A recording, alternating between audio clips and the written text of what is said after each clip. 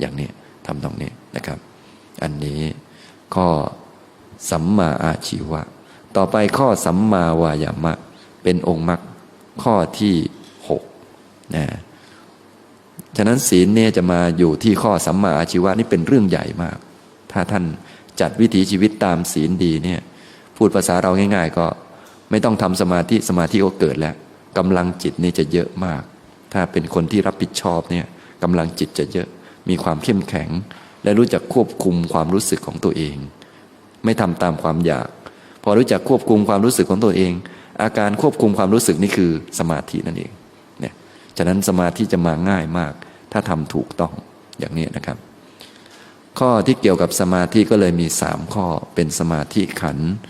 สัมมาวายามะสัมมาสติสัมมาสมาธิ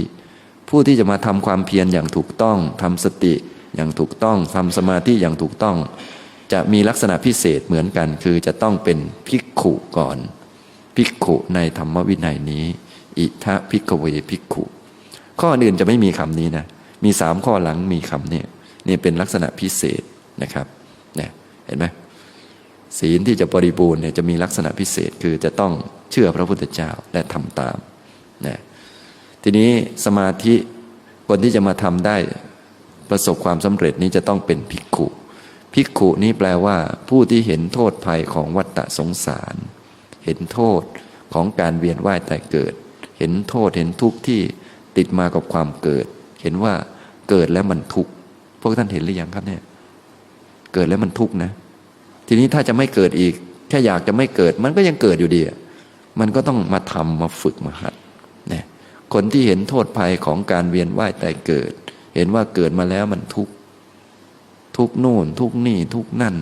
ตั้งแต่เรียนหนังสือตอนเป็นเด็กเรียนตั้งเป็น10 ปีแล้วก็มาทำงานแล้วสักหน่อยก็แก่ลงตายไปเกิดใหม่ก็เรียนหนังสือใหม่อีกรอบหนึ่งวนอยู่เนี่ยเหนื่อยเนี่ยเห็นโทษภัยของการเวียนว่ายตายเกิดที่หนักกว่านั้นก็คือเมื่อเกิดมาแล้วโลกมันมีที่หลอกให้เราไปทำชั่วเยอะพอทำชั่วก็ตกอบายมันก็วนวายวนอย่างนี้นะคนที่เห็นโทษภัยของวัฏฏะเห็นโทษภัยของการวนเวียนอันนี้เรียกว่าภิกขุและต้องเป็นภิกษุในธรรมวินัยนี้เหมือนกันคือเป็นภิกษุแล้วต้องการพ้นในศาสนาของพระโคดมถ้าต้องการพ้นในศาสนาอื่นต้องการเป็นพุทธภูมิเป็นพระพุทธเจ้าเองเป็นพระปัจเจกก็จะไม่ได้เหมือนกันต้องเป็นผู้ที่เห็นโทษภัยของการเวียนว่ายตายเกิดและต้องการหลุดพ้นในศาสนาของพระโคดมอย่างนี้พอเข้าใจไหมครับเนี่ยในศาสนานี้ในธรรมวินัยอันนี้ที่พระองค์แสดงเอาไว้นี่แหละนะพอมีลักษณะเป็นอย่างนี้แล้วก็มาทำความเพียรได้ความเพียรนั้นก็จะเป็นไปเพื่อบรรลุธรรมต่อไปเพื่อมีปัญญานะฉะนั้นท่านไหนที่เคยปฏิบัติธรรมมานานเนี่ยถ้ายังไม่มีปัญญาก็ลองมาเช็คดูว่าเราขาดข้อไหนบ้างนะอันไหนที่มีแล้วก็ดีใจด้วยดีแล้วแหละแต่อันไหนที่ขาดจะได้เพิ่มเข้ามาเนี่ยอย่างนี้นะถ้ามันมีครบอย่างที่ผมว่าครบ8อันนี้เลยจะเป็นพระอรหันต์นะถ้ายังไม่ครบแต่มีและมีหลายข้อแล้วครบทุกข้อแต่มันยังไม่เต็มบริบูรณ์จะได้เป็นพระอริยเจ้าระดับใดระดับหนึ่งนะอย่างนี้แค่จิตรวมลงในอริยมรรคเห็นว่าทางไปนิพพานคืออันนี้เนี่ยเป็นโสดาบันอย่างนี้นะครับเนี่ยอย่างนี้นะแต่ต้องปฏิบัติระดับหนึ่งพอได้ระดับหนึ่งมันจะรู้สึกขึ้นมาในใจว่าเนี่ยเรากำลังเดินไปนิพพานด้วยข้อปฏิบัติอันนี้ข้อปฏิบัติอันนี้เองเป็นพาทางเป็นทางพาไปเนี่ยจิตให้รวมอย่างนี้นะครับทีนี้ลักษณะของสัมมาวายามะจะมีลักษณะที่มีความพิเศษคือเป็นภิกษุในพระธรรมวินัยนี้เสร็จแล้วก็ทำฉันทะให้เกิดพยายามปรารภความเพียรประคองจิตตั้งจิตไว้ตามบาลีที่ว่าฉันทังชเนติวายมติวิริยังอารพติจิตตังปักคันหาติปะทหติอันนี้เป็นตัวลักษณะของสัมมาวายามะทีนี้ประคับประคองจิตตั้งจิตไว้ในประเด็นอะไรบ้างก็มี4ประเด็นนะเบื้องต้นจะต้องทำฉันทะให้เกิดก่อนคนที่จะทำความเพียรได้ถูกต้องนี้จะต้องรักการปฏิบัติรักนิพพานห รือไม่เบื้องต้นจะต้องรักพระพุทธเจ้านะต้องมีฉันทะคือชอบนะชอบอริยมรรคไหมพวกท่านจริงๆถ้ามีสัมมาทิฏฐิน่าจะชอบมากเพราะว่านานๆจะได้เจออันนี้สักทีหนึ่งนะนานๆจะได้เกิดเป็นมนุษย์สักทีหนึ่งเกิดยากเหมือนกันนะยากไหมกว่าจะโผล่หัวมาเนี่ย กว่าจะคลอดออกมาจากท้องแม่เกือบตายอันนี้พูดอย่างนี้ก็นับว่าง่ายอยู่แต่ถ้าพูดถึงระดับโอ้ยชาติก่อนเป็นเดรัจฉานมากว่าจะหลุดขึ้นมาอะไรขึ้นมานะการเป็นมนุษย์มันก็ยากทีนี้พระพุทธเจ้าจะอุบัติขึ้นสักองค์หนึ่งนี่ก็ยากธรรมวินัยที่พระพุทธเจ้าประกาศเอาไว้ดีแล้วจะรุ่งเรืองอยู่ในโลกก็ยากพวกเราจะรอดปากเดียวปากการอดมาจนถึงทุกวันนี้ก็ยากเนี่ยมีแต่ของยากๆทั้งนั้นนะฉะนั้นในเมื่อมันยากอย่างนี้โอกาสที่จะได้ฟังอริยมรรคโอกาสที่จะได้รับฟังข้อปฏิบัติอันดีงามนี้มันยากก็รู้สึกชอบใจมีฉันทะอยากจะทำข้อนี้เนี่ยฉะนั้นถ้าคนมีสัมมาทิฏฐิเนี่ยจะเกิดความเพียรได้ง่ายสัมมาทิฏฐิจึงอยู่หน้าเขาทุกอันไปที่เป็นเช่นนั้นก็เพราะมันเป็นธรรมชาตินั่นเองแต่ถ้ามีสัมมาทิฏฐิน้อยก็ต้องฝึกเอาหัดเอานะแต่การทำความเพียรที่ได้ผลหลักการก็คือต้องทำฉันทะให้เกิดต้องความพอใจให้เกิดทำความชอบที่จะฝึกจะหัดชอบใจที่จะทำอันนี้ชอบใจที่จะเดินจงกรมที่จะฝึกนั่งสมาธิเพื่อ4 เรื่องนี้จะพูดต่อไปนะเบื้องต้นจะต้องทำฉันทะให้เกิดฉันทะคือความพอใจที่จะทำนะภาษาธรรมะท่านเรียกว่ากัตตุกรรมยตาฉันทะความพอใจที่จะทำชอบทำทำไมชอบทำนานๆจะได้ทำสักทีหนึ่งโอกาสที่จะหาทำยากมากฉะนั้นไอ้ที่ยากๆนี่น่าทำไหมน่าทำชอบนะจะยากจะง่ายไม่รู้แต่ว่านานๆจะได้เจอสักทีหนึ่งเป็นของมีค่ามากเนี่ยคนที่มีฉันทะอย่างเนี้ยจะประสบความสำเร็จในการทำนะอันนี้เรียกว่าทำฉันทะให้เกิดนะครับพอทำฉันทะให้เกิดแล้วมีฉันทะชอบทำแล้วก็ต้องมาทำจริงๆด้วยนะทำฉันทะให้เกิดก็ให้มาพยายามที่จะเรียนรู้พยายามทำพอพยายามก็มาทำจริงๆการทำจริงๆตั้งขึ้นเรียกว่าปรารภความเพียรพอปรารภความเพียรแล้วเนื่องจากความเพียรมันเที่ยงไหมไม่เที่ยงมันก็หล่นเหมือนเดิมก็เลยต้องประคับประคองไว้แล้วก็ตั้งจิตไว้ให้อยู่ในประเด็นอย่างนี้เนื่องจากว่าจิตของเรามันกลับกรอกต้องตั้งมันไว้ใน4 ประเด็น4 ประเด็นอะไรบ้างก็เพื่อความไม่เกิดขึ้นของบาปอกุศลธรรมทั้งหลายที่ยังไม่เกิดพูดภาษาเราก็คือเพื่อป้องกันบาปอกุศลอย่าให้มันเกิดขึ้นที่มันยังไม่เกิดอย่าให้มันเกิดเช่นทานอาหารกลางวันเสร็จใหม่ๆยังไม่ง่วงเราก็เดินเลยเพื่อป้องกันไม่ให้มันง่วงไม่ให้กิเลสมันเกิดเนี่ยก็สามารถที่จะทำได้เป็นคนที่ชอบทำความเพียรหรือว่าสนุกกับการทำแบบนี้ฝึกแบบนี้เพื่อป้องกันกิเลสส่วนจะป้องกันได้ไม่ได้อีกเรื่องหนึ่งไม่ใช่ประเด็นคือได้ทำความเพียรนี่ประเด็นที่1ประเด็นที่2ก็ทำฉันทะให้เกิดพยายามปรารภความเพียรประคับประคองจิตไว้ตั้งจิตไว้เพื่อละบาปอกุศลธรรมทั้งหลายที่เกิดขึ้นแล้วบาปอกุศลธรรมทั้งหลายเวลามันเกิดมากับความคิดเวลาเราคิดแล้วหลงไปเนี่ยมันจะเกิดกิเลสเข้ามาวิธีละก็ตั้งแต่อย่าไปรับมันเข้ามาถ้ามันเข้ามาแล้วก็หากรรมฐานฝึกที่จะละมันไปนะพวกกิเลสต่างๆเนี่ยมันเข้ามากับความคิดปกติก็จะเป็นวิตกที่ไม่ดีที่เป็นอกุศลเนี่ยที่เป็นหลักๆอยู่ก็มี3ความคิดมีกามวิตกพยาบาทวิตกวิหิงสาวิตกคิดจะเอาโน่นเอานี่คิดห่วงตัวเองรักตัวเองห่วงของตัวเองเนี่ยพวกนี้เป็นกิเลสแล้วก็คิดพยาบาทคิดเบียดเบียนคิดว่าคนนั้นเป็นศัตรูเราทำกับเราอย่างโน้นอย่างนี้พวกนี้เวลามันเกิดขึ้นก็ให้พยายามเพื่อละมันนะการละมันก็อาจจะทำโดยการแทนที่จะสนใจมันก็ไปสนใจอารมณ์อื่นหรือไม่ก็หากรรมฐานที่เป็นคู่ตรงข้ามมาสู้กับมัน นะส่วนมันจะหายไม่หายเรื่องของมันเราคือมีหน้าที่ทำความเพียรพอทำความเพียรก็จะโตขึ้นอย่างนี้นะครับเนี่ยเป็นสัมมาอาชีวะประเด็นที่สองถ้าทำอยู่ใน1ประเด็น2ประเด็น3ประเด็น4ประเด็นใดประเด็นหนึ่งหรือหลายประเด็นในเหล่านี้ก็เรียกว่าทำความเพียรทั้งนั้นทำอันไหนก็ได้นะปกติก็ทำทั้ง4อันนั่นแหละเพราะมีโอกาสให้ทำอยู่เรื่อยนะครับประเด็นที่3ก็เพื่อความเกิดขึ้นของกุศลธรรมทั้งหลายที่ยังไม่เกิดกุศลมันยังไม่เกิดก็ชอบใจรักอยากจะทำและมาทำความเพียรให้กุศลมันเกิดเช่นสติยังไม่ค่อยมีจิตยังไม่ค่อยอยู่กับตัวก็พยายามมาทำให้มันเกิดนะเช่นแค่มานั่งกำมือทั้งวันนี่ก็มีความเพียรเยอะเพราะว่าถ้าไม่บ้าจริงมันก็ไม่ทำนะฉะนั้นพวกทำความเพียรบางทีก็เป็นบ้าๆไปสักนิดหนึ่งก็มีแต่ว่าเขามีหลักการที่ถูกต้องคือชอบทำในเมื่อกุศลจิตมันไม่ค่อยอยู่กับตัวเขาก็มาหาวิธีทำยังไงมันถึงจะได้ผลถ้าไม่ได้ผลอย่างนี้ก็เปลี่ยนไปอะไรไปค่อยๆหัดสังเกตทำไปนี่คือชอบนั่นเองชอบเรียนรู้รักสนุกกับการทำนะไม่ได้หวังอะไรมากได้ทำก็ดีแล้วเนี่ยได้ทำก็ดีการได้ทำมันก็โตขึ้นความเพียรมันก็โตขึ้นแล้วเนี่ยแล้วก็ประเด็นที่4ก็เพื่อ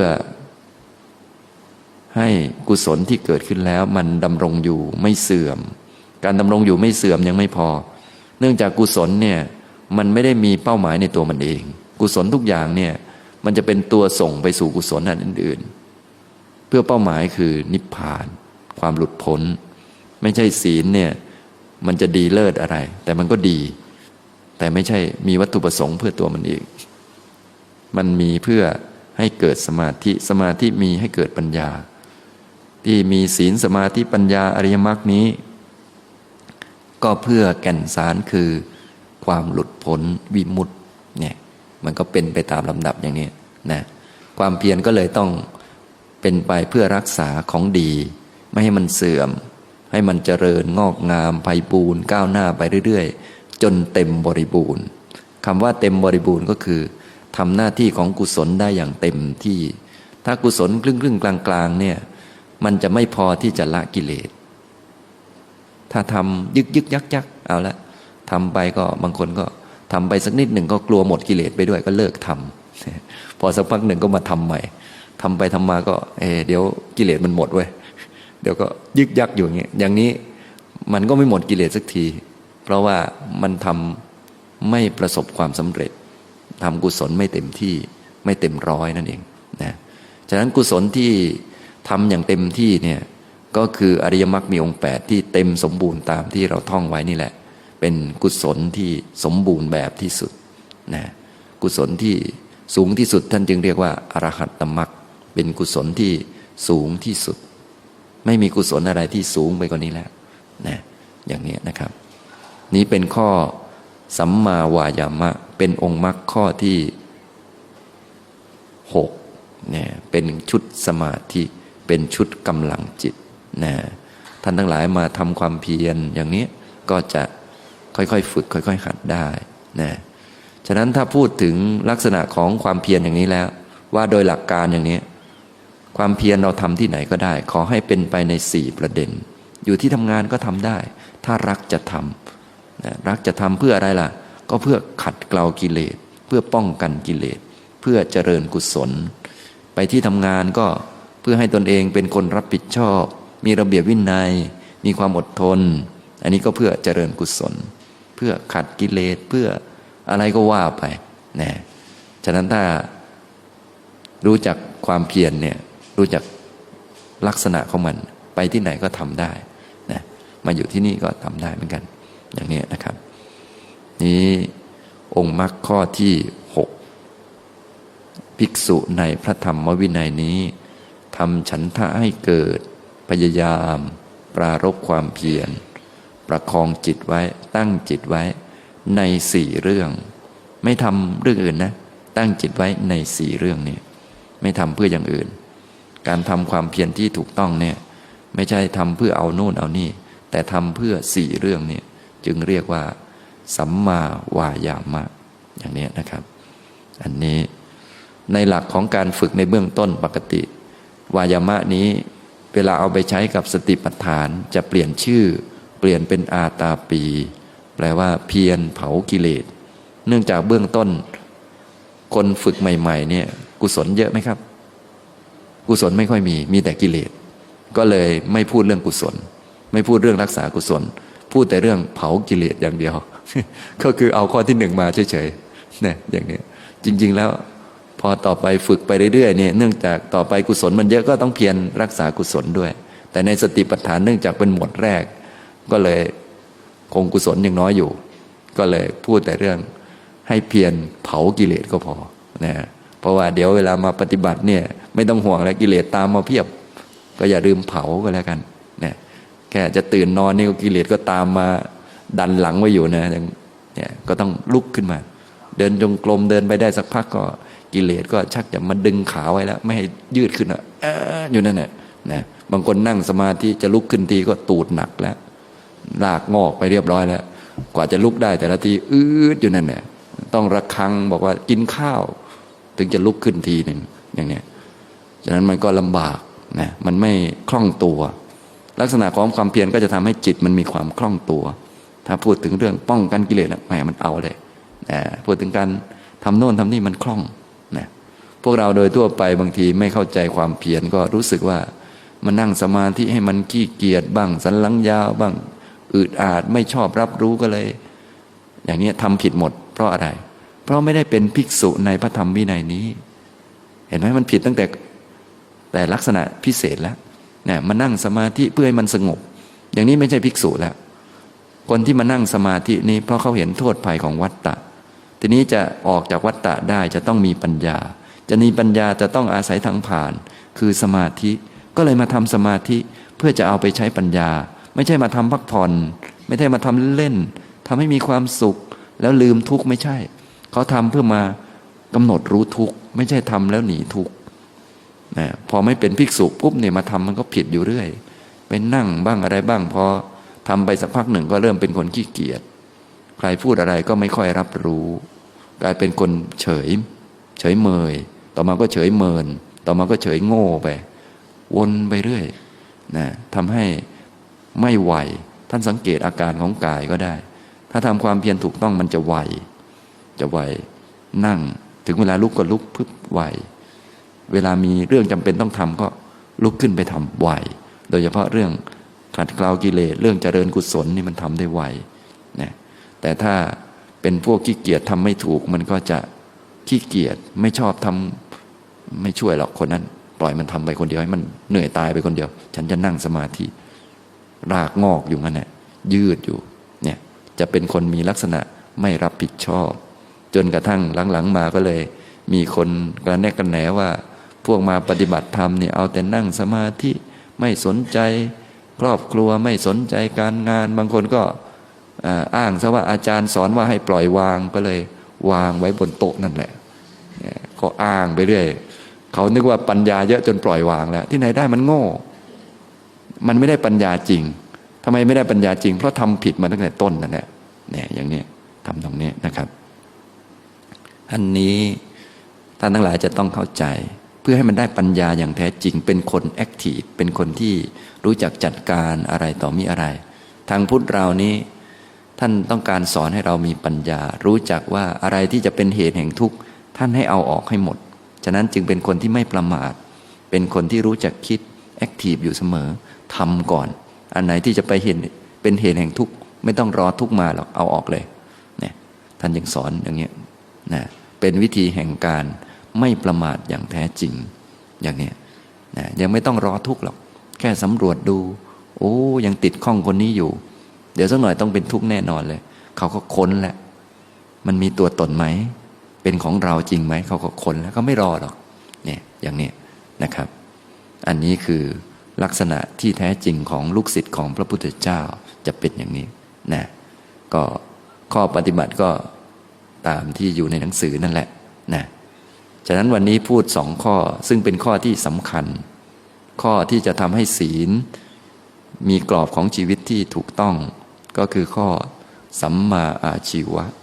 นะมีความพิเศษอยู่ก็คือมีคำว่าเป็นอริยสาวกในธรรมวินัยนี้ ถ้าท่านต้องการจะบรรลุในศาสนาของพระพุทธเจ้า